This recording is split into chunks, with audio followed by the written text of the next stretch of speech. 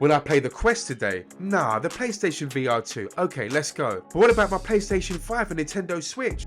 Do I play Moss or do I play Fire Emblem? Or do I finish completing Horizon Forbidden West? At the moment, VR, in particular the PlayStation VR 2, is winning this battle. But for how long?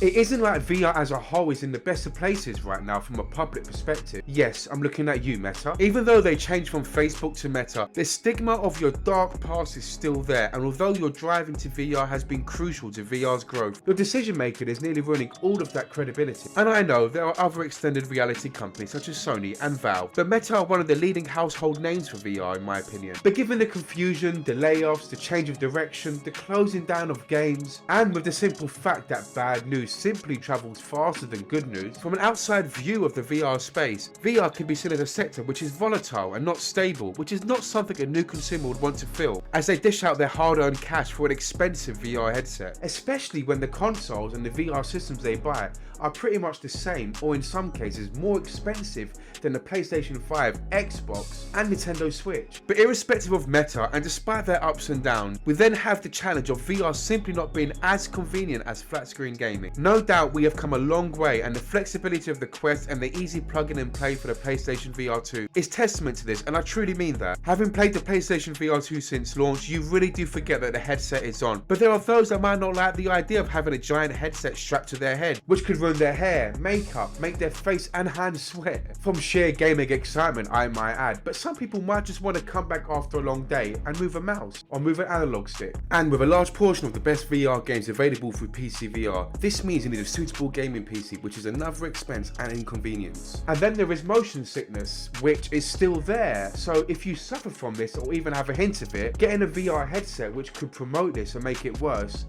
it might not make sense. And finally, if we're to compare flat screen games to VR games, there is a clear difference in terms of what is available. There is a lack of MMOs. Where's the big RPGs? Where's the open world games? So VR can be perceived as something that is limited and not fully developed, which is very true. It is still an emerging technology compared to the full deep dive experience that we typically associate with VR. So why would you want to try VR? Before we answer that, here's a question for you. Are you bored of gaming? And trust me, this question is very relevant. And when I mean bored, I mean, are you satisfied with it? Sure, we have some incredible games, but there is a lot of regurgitated crap from FIFA, COD, Assassin's Creed. How many are there? No more. All the hundreds of JRPG games which have evolved from pure turn-based to now free combat. So now that's the meta. Then we have the overly saturated open world domain, which was once so fresh and now just feels carbon copied. Is this why we never finish our games? I'm sure you can relate to this, right? Well, in fact, here's a stat. Industry experts estimate that a new game will only be completed by 10 to 20% of its players. And look, I know we move to new games, we don't have time, but I don't know, if a game truly captivates you, then I think you will finish it. But I guess things are different now. Back in the day, if you wanted a game, you couldn't just have it instantly. You'd have to go to the shop or order it online. Now, everything is digital. You can have any title you want with a click of a button or a click of a mouse.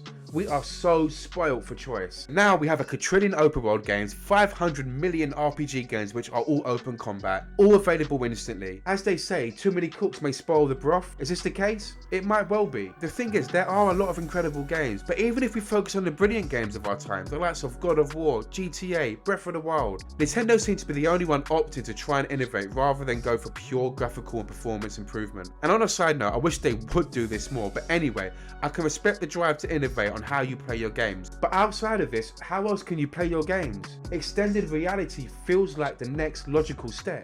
I'm not gonna lie, getting into VR might be a tough start as you overcome wires, motion sickness, finding the space and having to put that headset on. But if you are up for it and VR does click, then you are virtually jumping into a gaming domain which transcends your typical flat screen gaming. It is the closest you will feel to playing your games. You will interact and feel these worlds on a level like never before. From feeling gunshots to bows to one of the best driving and flying simulations that you can ever get your hands on and can never experience with just an analog. The sheer thrill of VR is something that truly gets you sweating during those tense horror moments, full of immersion, creativity, connectivity, and a relentlessly loyal VR community that continues to support despite the challenges. See, the reality of VR, see what I did there, is that it has the potential to scratch an itch that other gaming domains cannot reach, as it truly mixes with our actual reality. An area which gives us a chance to be the characters in our favourite films, anime, TV series and games, and truly puts us in the seat of the games we're playing. So that's why you sweat, and that's why you get tired.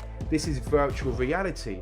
This is the reality if you were playing that game. It's what we asked for, right? And yes, we have a long way to go, but the PlayStation VR 2 is testament to the growth of how quickly VR can evolve. And let's not forget, that little mobile phone in your hand, or that now mini computer, didn't exist 25 years ago. So I wouldn't completely rule out VR's potential just yet. If you're looking for something fresh and to switch something up, then it's definitely worth a try. Gaming industry is in a bit of a weird place. There's a lot of positives, but there's a lot of bad from the regurgitation of the same old games. So VR can offer you a fresh perspective on this and how to play your games. One thing I can say with a lot of confidence is that if VR is perfected, it will take gaming to the next level. As always guys, if you enjoyed today's content, hit that like button and subscribe as well. It really helps out the channel. With that being said, take care, peace.